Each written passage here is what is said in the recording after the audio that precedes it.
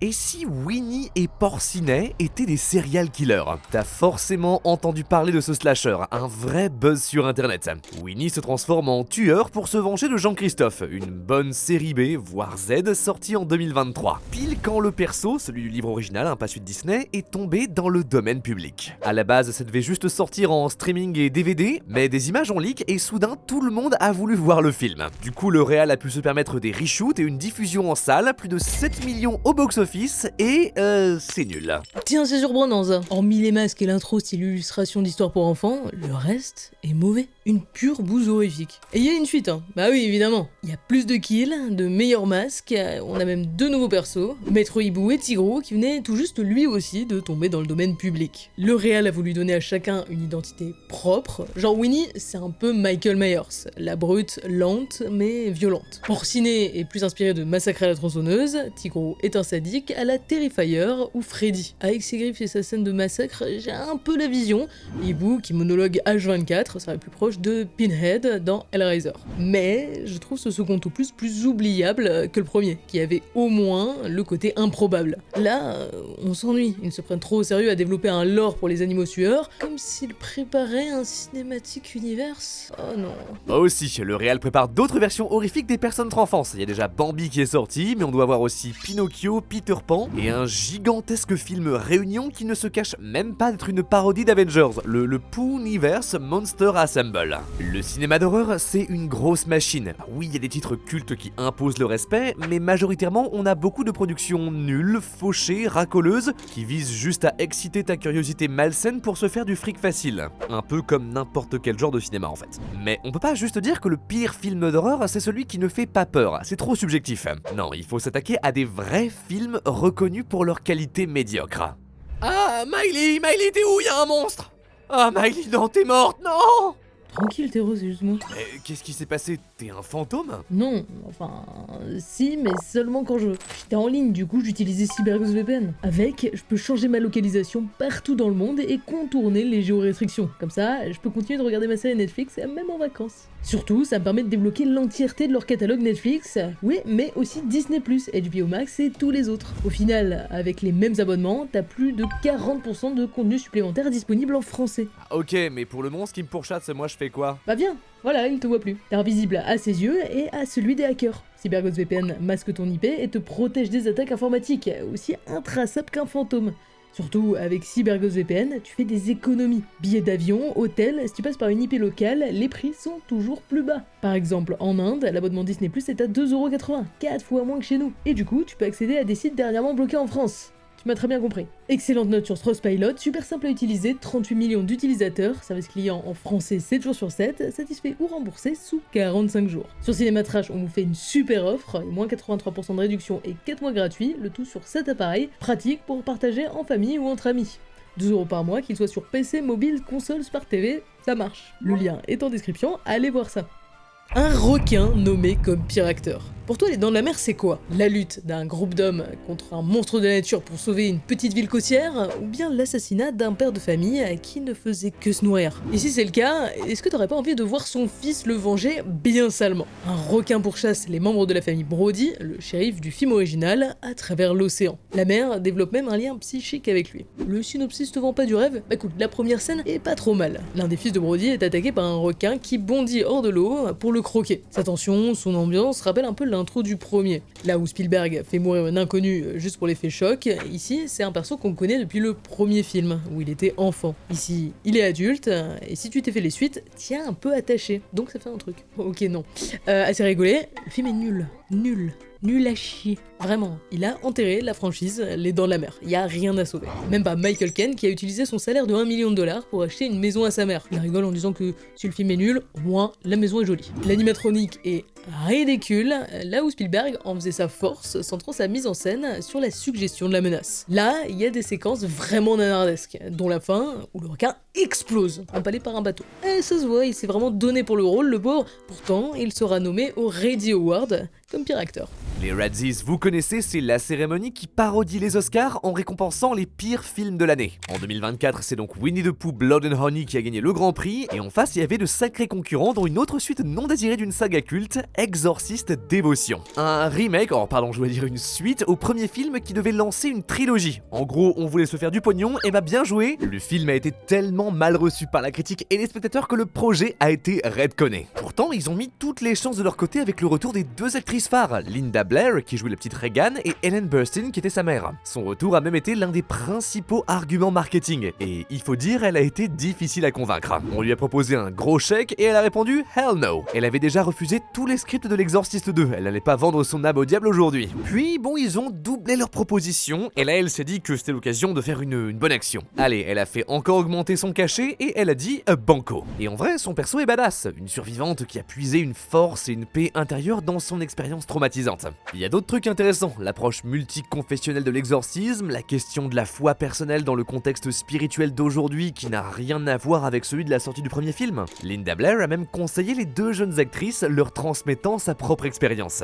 Mais ça a le défaut des suites des films cultes, s'excuser d'être moins bon que son prédécesseur. L'intro qui renvoie à celle de l'original, une tête qui tourne à 360 degrés, une scène avec une gamine possédée dans une chambre, mais ça ne prend pas. Il dure aussi longtemps que le premier Exorciste, mais sans la plonger dans le quotidien qui devient de plus en plus poisseux, basculant dans l'horreur. Tout s'enchaîne, rien n'est pesant, même le gimmick de la double possession n'est pas exploité. C'est une nomination au Razzie qui est bien méritée. Pourtant, les Razzies n'ont pas toujours eu le nez fin. Des classiques de l'horreur ont aussi été nominés. Vendredi 13, Blair Witch, et surtout, il y a le cas Shining. Pire réalisateur pour Stanley Kubrick et pire actrice pour Shelley Duvall qui joue la mère. Alors que c'est un chef-d'œuvre de l'horreur. Mais les votants adoraient le livre de Stephen King. Et si vous avez vu notre vidéo sur les adaptations, vous savez que Kubrick a un peu fait ce qu'il voulait. Pourtant, en 2022, les Razzies ont reconnu que Shining a été leur seule erreur et ont retiré sa nomination. Pas à Kubrick, qu'il déteste toujours autant, mais à Shelley Duvall. Vu les traitements qu'elle a subis de la part du réal sur le tournage, les Razzies estimaient que leur jugement était injuste.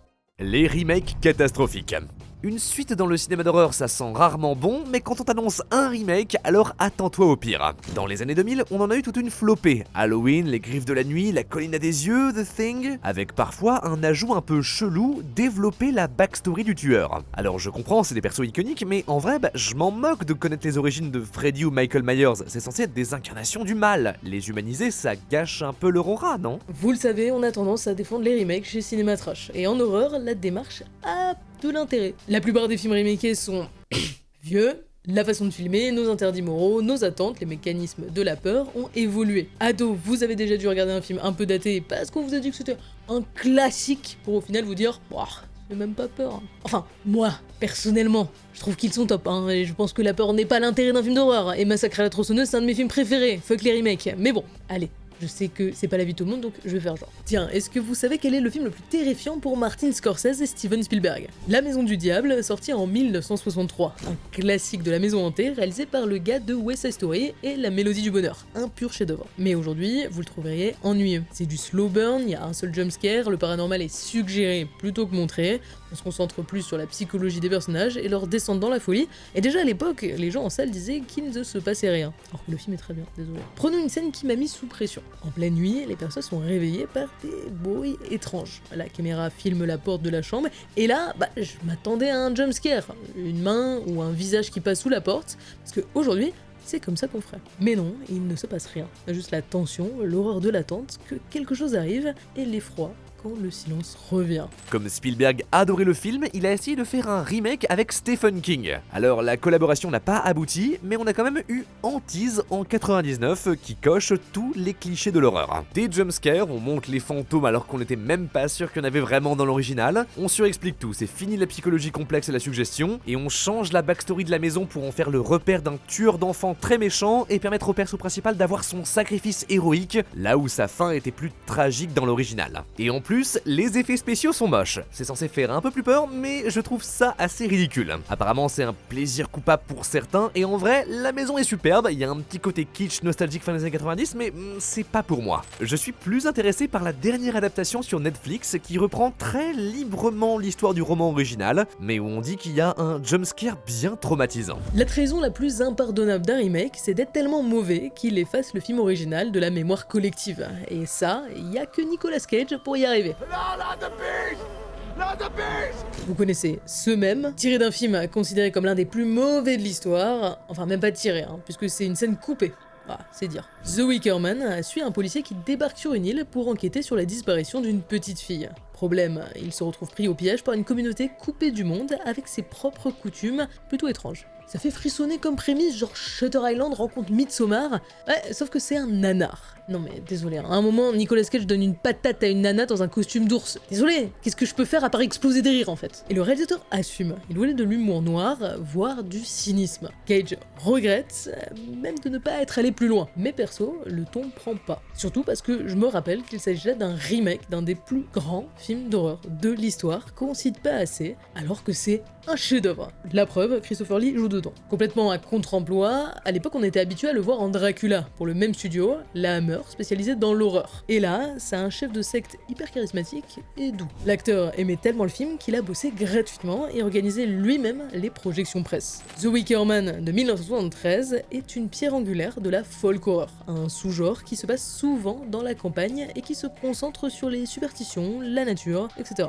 C'est le thème du film, le poids de la religion et de ses dogmes face à une communauté païenne. L'ambiance est folle, tout se passe en plein jour, on repense à Midsommar, le malaise grimpe jusqu'à la fin, aussi culte que déprimante. Mais comme pour La Maison du Diable, le remake de 2006 a décidé de mettre tout ça à la poubelle pour foutre plein de jumpscares nuls, dont le pire est le jeu de Nicolas Cage. Et c'est dommage, parce que les originaux sont vraiment des films incroyables, qui mériteraient que plus de fans d'horreur s'y intéressent, quitte à sortir un peu de leur zone de confort pour apprécier d'autres façons de faire peur.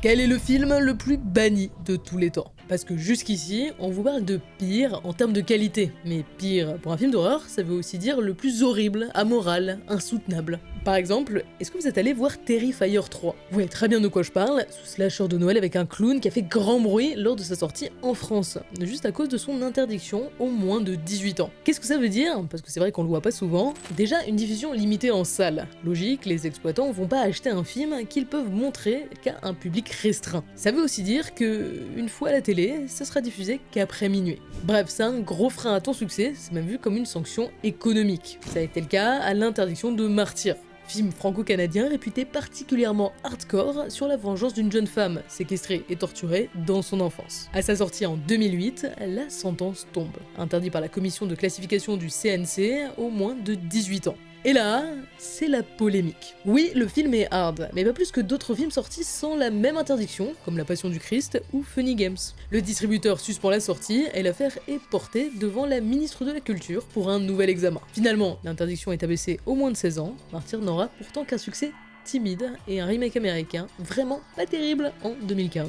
Rien à voir avec Terrifier 3 qui a explosé tous les records. 6 fois plus d'entrées que le précédent opus qui n'était interdit qu'au moins de 16 ans. Alors, est-ce qu'interdire un film pousse au contraire les gens à aller le voir en salle? Il y a des titres avec la réputation d'être horribles ou insoutenables qui ont réussi à devenir cultes malgré tout. Genre The Human Centipede qui n'a été diffusé en France qu'en festival et DVD. Ou alors A Serbian Film qui a créé une vraie polémique avec sa violence et ses pratiques sexuelles interdites dans plusieurs pays. Un directeur de festival espagnol a même été arrêté pour l'avoir diffusé. En Angleterre, c'est l'un des films les plus censurés de l'histoire, 48 coupes ont été nécessaires pour qu'il puisse être au moins interdit aux moins de 18 ans. En tout, 46 pays interdisent toute diffusion en salle. Mais là, on parle de films qui n'ont aucune qualité, genre vraiment hormis leur réputation choc et leur surenchère, y a pas grand chose. C'est ce qu'on disait aussi de Massacre à la tronçonneuse en 1974. Oui, je sais que vous vous attendiez à ce qu'on parle de Cannibal Holocaust, mais on l'a déjà fait dans une autre vidéo. Là, on a un film banni dans 11 pays, qui a tout de même réussi à devenir l'un des plus cultes de l'histoire du genre. Parfois, il a été interdit juste un an, parfois juste dans une ville, comme à Ottawa au Canada. Pourtant, le réal ne s'attendait pas à une sanction aussi sévère. Il y a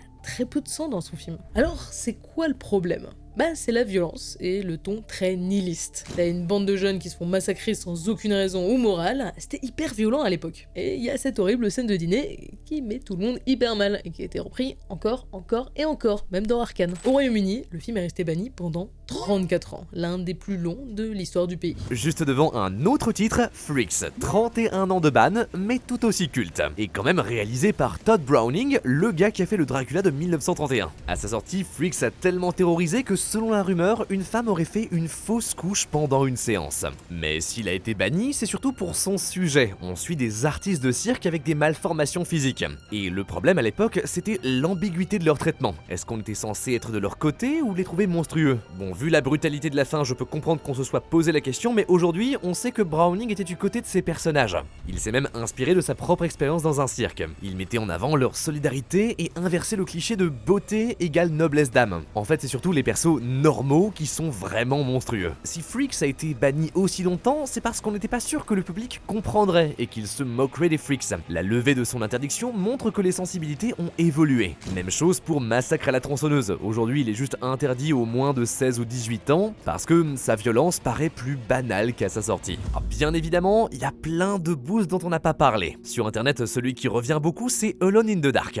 Adaptation d'un jeu vidéo par l'un des pires réalisateurs de l'histoire. Le seul souci, c'est que, y a rien à dire, c'est juste nul. C'est ça le problème avec les mauvais films. À part les résumés en faisant des vannes en mode YouTube Cinéma des années 2010, il n'y a pas grand chose à faire, même si respect à Karim Debache. Alors si je pourrais vous dire qu'on vient d'annoncer des rumeurs de reboot, mais bon, est-ce que vraiment ça vend du rêve?